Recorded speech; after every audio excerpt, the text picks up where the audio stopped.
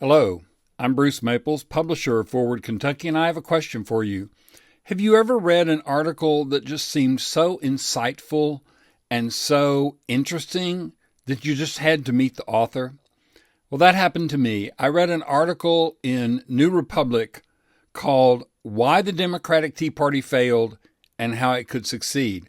Well, that's, an interesting title, but there's a lot of those going around these days. But then the subhead was, For the left to win, it must blame fascism on the actual fascists. And I was really struck by that. So I contacted the author and said, let's do an interview, and that's what we're going to do today. Before we begin, let me remind you that if you like this video, give it a like on YouTube. And if you are not already subscribed to our channel, then please click the subscribe button so you can see and get notified of all our videos when they go up. Okay, let's hear from the author of this article.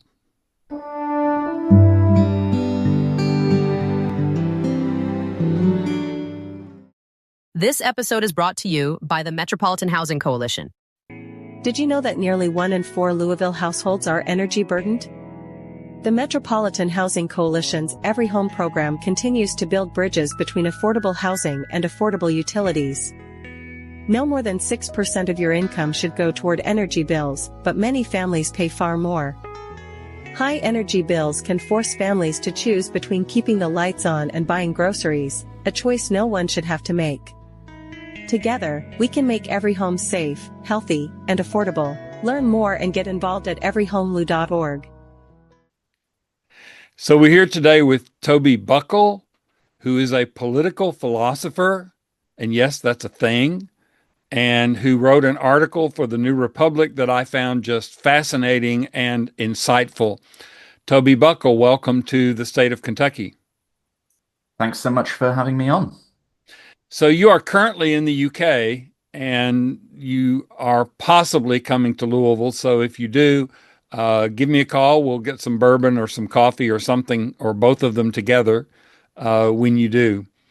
Yeah, we have some friends there who visiting. They're visiting us next month actually, and we'll return. I've never actually been to Kentucky. I've been to a lot of the South, but I'll hit you up if I do. I'll just give you a heads up that people in Louisville will argue with you if you say the South. We really can't decide if we are South, Midwest, East, North, which is one of the things that makes the city very interesting.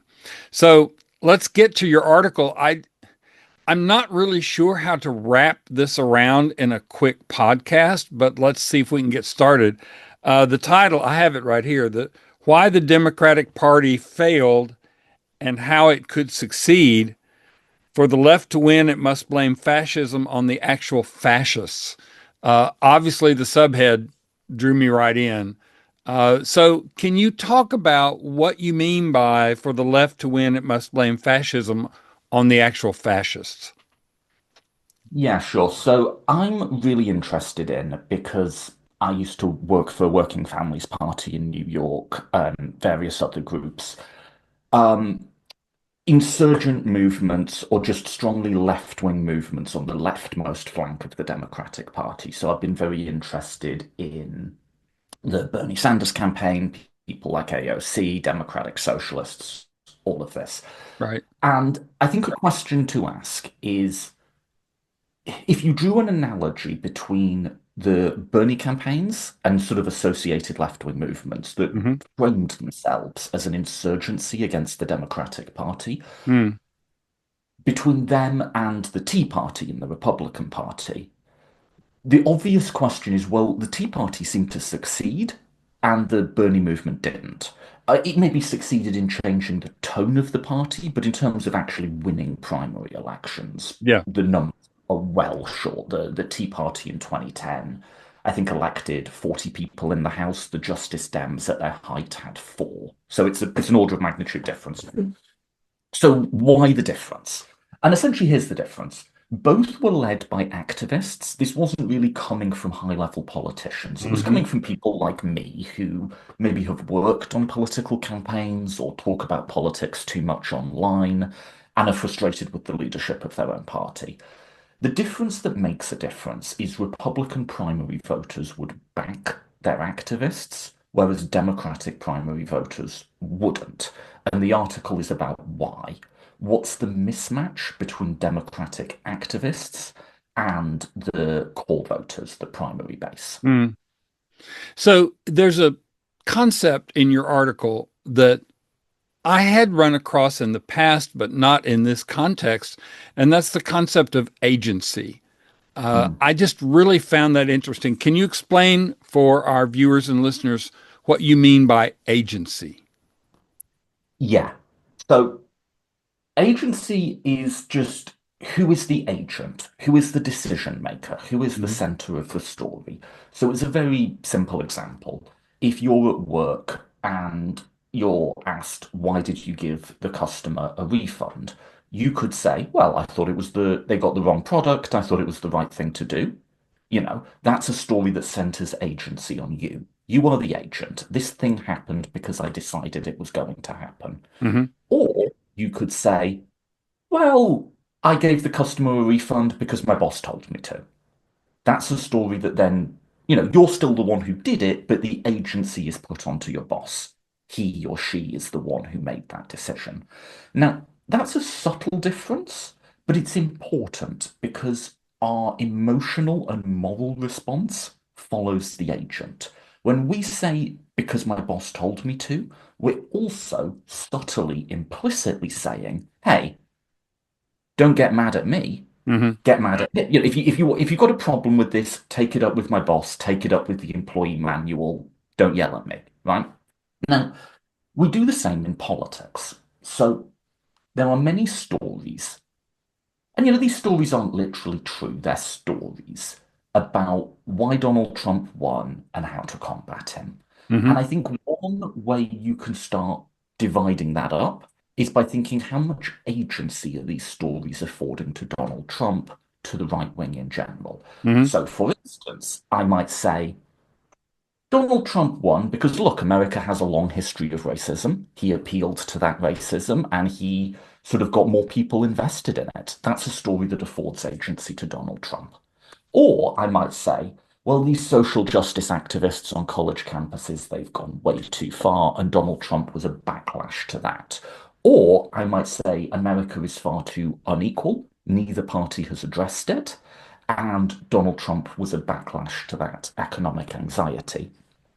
Those two latter narratives are narratives that remove agency from Trump and put it onto something else. It's something we did on our side of the aisle that provoked it. So it Mm. takes agency over to us. And honestly, I think a lot of the divides amongst people who are not Trump supporters are increasingly not actually about policy anymore. Like, we all sort of agree on the Democratic side, we want to tax billionaires more and we want people to have health care. And even issues that used to divide the party in the Clinton and early Obama eras, like gay marriage and so on, we're all more or less on the same page on this now. Mm-hmm. Mm-hmm. The thing we're actually fighting about a lot of the time is, does your narrative assign the right agency or not? Mm. So let me see if I can recast it just a little bit on something you said. So, agency, if high agency, which is a term you use in your article, high agency says that the action came, that that person caused the action. Low agency says that that person was reacting. And so, and so if they are reacting, the cause was really me or some other force. Is that accurate? Exactly. Okay. Yes, exactly. So why then so basically, Democrats, some Democrats, particularly liberal activists, are blaming the party for the loss rather than the Trump voters making an active decision and Trump himself doing actions that caused that decision. So where do you put the responsibility or the blame? Is on the party, on us, or on them? Is that accurate? Yeah, because if you remember the because my boss told me to example, we're saying get mad at him, don't get mad at me. Now, Bernie Sanders, after the 2024 election loss, when asked why did this happen, said, and I quote, because Democrats abandoned the working class. So that's a low agency narrative. Trump Hmm. has reacted, right? Now, what you'll find is just like blame my boss, not me. What you're doing is you're sort of pulling anger and blame across with it. You're saying the people to get mad at here are Democrats or their core voters. These are the ones who really caused it. If it weren't for the neoliberalism of Obama or the weak inefficacy of Chuck Schumer, we never would have had Donald Trump. Mm. Um, Now, there's a few problems with that, but the big one for people like Bernie Sanders is that is not how most Democratic primary voters understand Trump. They tend to understand him in a high agency sense. Okay. And that's the mismatch. That's why their messaging doesn't resonate with the Democratic primary vote. Not because the Democratic primary vote are a bunch of centrists. By and large, they're pretty progressive. Few exceptions, but by and large. It's that they're talking about Trump in a way that explicitly or implicitly doesn't gel with how Democratic core voters see him. So I find that fascinating, and I wonder. It's interesting because I did a poll recently of our readers and talked about what sort of things they want to see out of their leadership. And the number one thing was that they want their leadership to fight, to Yeah. come after Trump and come after Trump voters. So if Kamala Harris had leaned harder into the Trump is a fascist narrative and he's going to destroy the country, do you think that would have made a difference? I mean, I think Kamala was starting in quite a weak position. She had ground to recover. I mean, for my money, that election wasn't won or lost on policy, really, right? Yes, I think she. So we've had three elections against Trump now, right? And the Mhm. only one that we won was the one which most explicitly framed him as an existential threat. Right. Biden phrase, this is about the soul of America, right? Now you can argue about whether he carried through or lived up to that in office, but that was the only one that won. Or you might, in international comparisons, look at Australia and Canada, have both had elections recently, where they very clearly tied their opponents to Trump and said this is an existential fascist threat, right? Or my home country of the UK, where our Labour government has been very much in, to be impolite about it, appeasement mode when it comes Mm. to the far right, and it hasn't worked. They've seen a total collapse in their polling. So there's no silver bullets here. Elections are big, messy, complicated, unpredictable things. But to answer your question, yes, I think your best is not guaranteed to work. Nothing's guaranteed to work. Mhm. But I think your best bet is to very clearly define your opponent and what the danger is. And the danger isn't really Trump's going to lower taxes on millionaires or something. That's something he might do. The danger is this guy is a threat to liberal democracy. Right. Um, so I was fascinated. I mean, as I told you, I've seen countless articles analyzing the election and what Democrats did wrong and whatever. But your subhead just really caused me to stop and read the entire article. For the left to win, it must blame fascism on the actual fascists. So, in other words, stop blaming ourselves necessarily and start calling out fascism for what it is. So, in that light, what would you advise we should do now? Trump is in office. We're in a red state where our state legislature is controlled by Republicans with a supermajority, so they can do Mm. pretty much anything they want. The only thing we have going for us in that regard in Kentucky is that we do have a Democratic governor who does what he can to stand up to that. So if you're talking to my readers and my viewers and my listeners, what would you be advising us to do right now? How would we do the correct agency argument? Yeah. So there's two separate questions. One, which this article is about, which how might a left-wing candidate win in a Democratic primary? And then there's how might Democrats more effectively win in general? So your question was more towards the second. So I'll Yes. I'll do that first, but I can revisit the first. Big picture here. Big picture is liberalism for a long time has gotten too comfortable through the period of, the 90s, the early 2000s. Basic fundamentals about the core equality of people, about democracy is the way that we want to do things, about you can't be an overt bigot anymore. We sort of assumed that was taken for granted, and Mm. it never really was, right?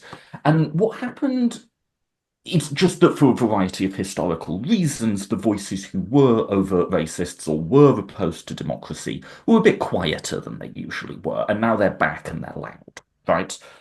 But because of that complacency, liberalism has got used to arguing for itself, if it argues for itself at all, in the pages of the broadsheets, or in court, or in academic opinion. It's forgotten how to do that fist fighting in the public square thing. Mm. I think what it's particularly forgotten how to do is to talk about its core values in a way that's immediate and compelling to people. It's Liberals can often be at a bit of a scratching head moment if you ask them, what are human rights and why is it important that we have them, right? There's a lot of talk about whether or not the Democrats should compromise on policy, whether we should move to the right on immigration or trans rights or these sorts of culture war flashpoints. And my instinct is that we shouldn't. Not only that I don't think we should abandon vulnerable minorities, I don't think it will electorally help us to do so. If Hmm. your main thing is not liking LGBT people, you have a party, and that is the Republican Party. I don't know how many votes are there for us on that. I think what we have to do is get better at talking about our core values. We need to get better at saying why liberal freedom is a good thing, right? There is a huge push right now to say what's going wrong in the world is men aren't men and women aren't women, and we need to go back to traditional gender roles, and you'll have a box that you're in if you're a man and a box that you're in a woman. I want us to get more comfortable with saying, but that's BS. Like, I like as a modern man that I can choose. I can choose if I want to join the army, or I can choose if I want to be a chef. I can choose if I want to have relationships with men or women. I can choose if I want to have kids and how I raise them. I am empowered in a way that previous generations of men weren't. And I like that. And I think it's a good thing that I have those kind of choices. And I think it makes me a better person that I have those kinds of choices. And I think that what I want to see for men and women is for both of us to have more freedom and more choice, not less. And those sorts of arguments, those values arguments, those core principles arguments, I think liberalism has got much weaker. And like I say, when we make them, we can make them in a waffly, abstract way, or Mm. in a way that just assumes that everyone agrees with us. And we no longer can assume that. People don't agree with us about even a thin gender or racial equality. People don't agree with us about democracy. People don't agree with us about freedom. And we have to, this is at its core a difference of values. And we have to fight that fight on that ground head on. Wow. I love the imagery of being willing to get back to political fisticuffs in the street. Yeah. That's a great image. Um, so let's go back to the first part of that, which was what do you do in a primary? I see an awful lot of activists, liberal activists, I should say, who run in primaries and can't seem to find that message that resonates with primary voters? Do you have any advice for them? Yes. So let's maybe take the Republican Tea Party as instructive here. Not morally, we don't want to be anything like them morally, but in terms of how they got the base to back them. Right. What was their big insult? Rhino, Republican in name only. In other words, they weren't running on Republicans suck, the Republican Party sucks, and conservatives suck. They were running as we're the real Republicans and you're not, right? And so this was my big advice to the left is they often run trashing the Democratic Party. So a direct quote from Bernie Sanders, we're running against both parties. Hmm. People who the Democratic Party is important to their identity hate that. And just to use a simple analogy, if you're a fan of a sports team, I think it's very different if someone says, oh, their defense is weak. Is that person also a fan who wants the team to win? Or are they someone critiquing from the outside? Hmm. If you're a fan of that sports team, for you to hear that critique, that needs to be someone who's on your team, who has standing to make that critique, Yes. right? I think the problem for the left is they're not seen as being on the team. They're not seen as having standing to make that critique. And so my advice would be run as being more democratic than your opponents, not less. The problem isn't the Democratic Party, it's that the person you're running against has been weak, has let the party down, and hasn't stood up to Trump enough. And you really just have to, this low agency narrative thing, you've kind of just got to knock that one on the head. That doesn't appeal to primary voters. If you're running this is saying this is all our fault somehow, it isn't.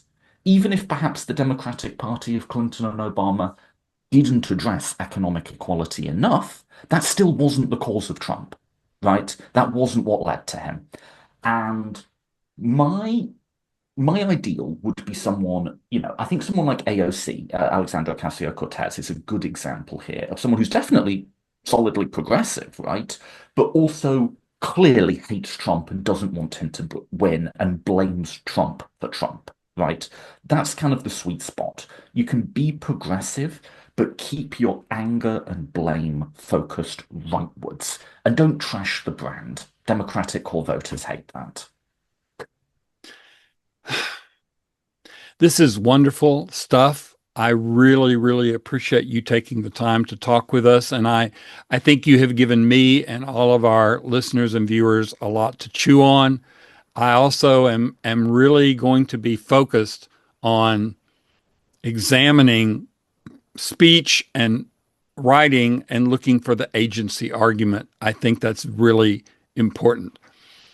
Toby Buckle, who is a political philosopher, which, yes, that is a thing, tell us where we can find your podcast.